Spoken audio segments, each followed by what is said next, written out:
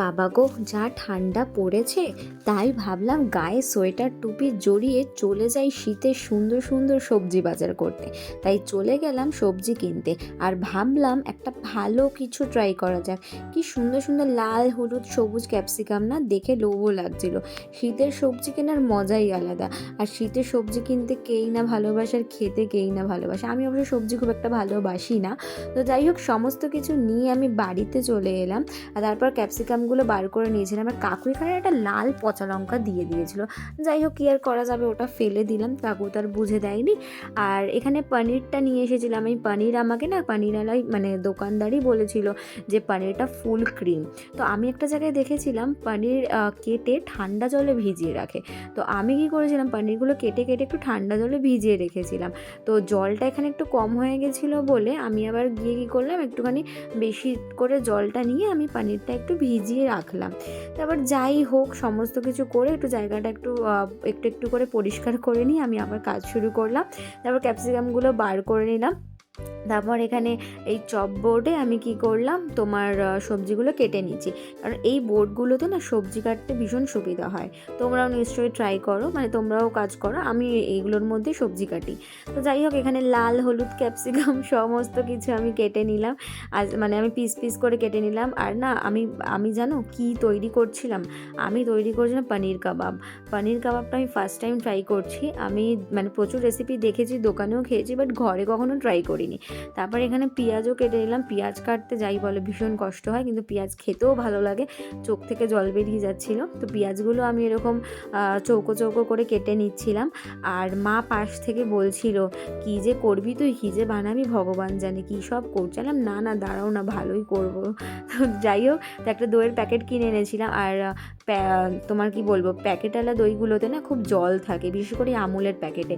তো আমি কী করলাম, দইটাকে প্যাকেটটাকে খুলে নিয়ে তোমার একটা ছাঁকনির মধ্যে কিছুটা দই বার করে জলটা বার করে নিয়েছিলাম। কারণ জল না বার করে নিলে না, যে মশলাটা তৈরি করবো পানির কাবাবের জন্য, সেই মশলাটা জল জলে থেকে যাবে, তো ভালো হবে না। তো যাই হোক, একটা পাত্রের মধ্যে আমি দইটাকে ঢেলে নিয়েছিলাম।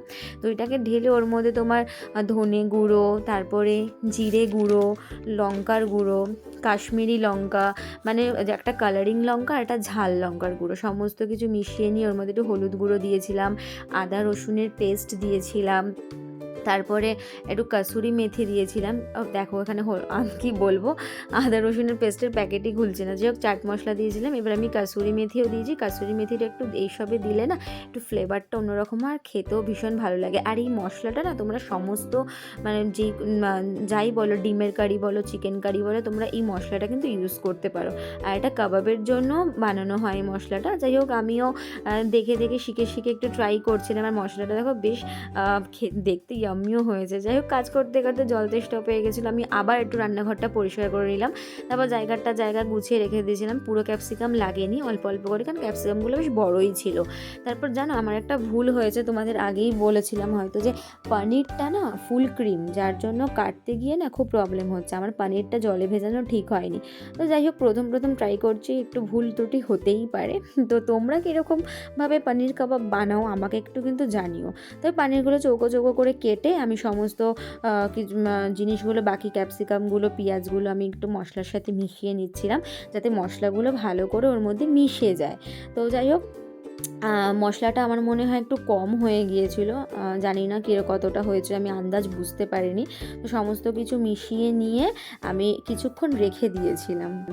কিছুক্ষণ রেখে দেওয়ার পর তারপরে এই কাঠের যে স্টিকগুলো আছে, কাঠের স্টিকগুলো দিয়ে আমি কি করছিলাম, একটু না কাঠের স্টিকগুলো জলে ভিজিয়ে রেখেছি মশলার মধ্যে সব, যেগুলো ম্যারিনেট করে রেখেছিলাম। তারপর কাঠের স্টিকগুলোর মধ্যে আস্তে আস্তে আমি একটু গায়ে গায়ে দিয়ে দিচ্ছিলাম, বা একটু ছাড়া ছাড়াভাবে আর কি, মানে স্টিকের মধ্যে। মা তো বারবার বলছে, কি রে খেতে পারবো তো আজকে কাবাবটা, কি যে বানাচ্ছিস কি জানি। এলাম হ্যাঁ হ্যাঁ, পারবে পারবে, দাঁড়াও আমাকে একটু ট্রাই করতে দাও।